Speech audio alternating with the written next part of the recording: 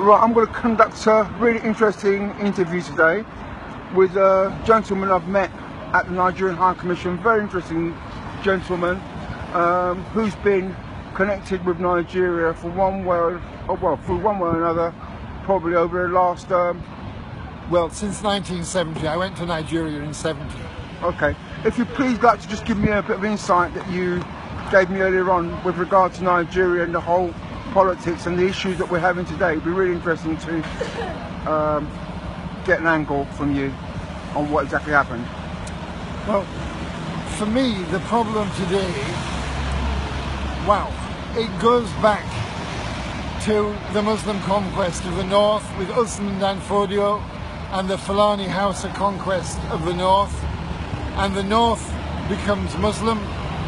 And when the British colonised the north in 1900, what do we, the British, do? We very cleverly rule with a few hundred district officers through the Muslim emirs.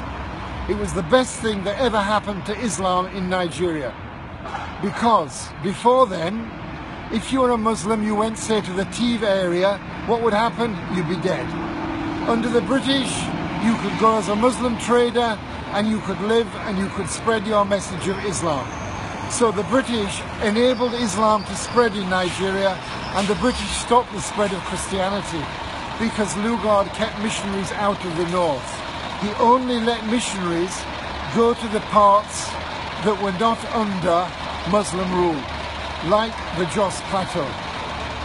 So the Christian church in the Middle Belt thrived in areas that had never been conquered by the House of Fulani. Why are there huge areas of the north of Nigeria depopulated today? The answer is jihad. Because those who weren't enslaved by the House of Fulani or conquered by the House of Fulani, they either died by the sword or they fled to the hills, like the plateau, like the Gwoza Hills in Bornu. And in those hills, when I was there in the 1970s, there were no Muslims, none whatsoever.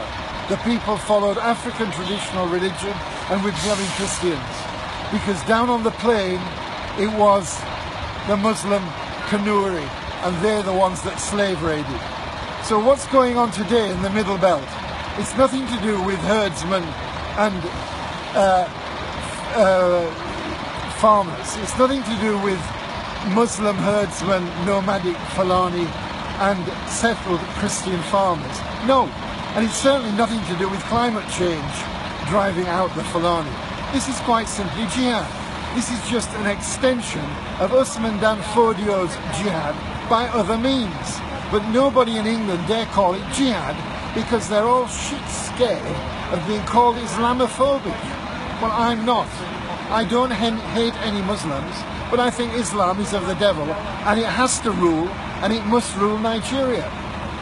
Islam a religion of peace? Don't make me laugh. Where is Islam a religion of peace? Where Islam rules. Where it doesn't, that is the region of war. That is Islamic theology. That's what this is. So those who are for violent jihad, in my view, they have the historic pedigree in Islam. They're the Salafists. Now, Islam is a broad church. Islam encompasses all lots of people. Most Muslims are not terrorists. But the people who are around us today, here and in Nigeria, who are terrorists, by and large are Muslims, and a particular kind of Muslims.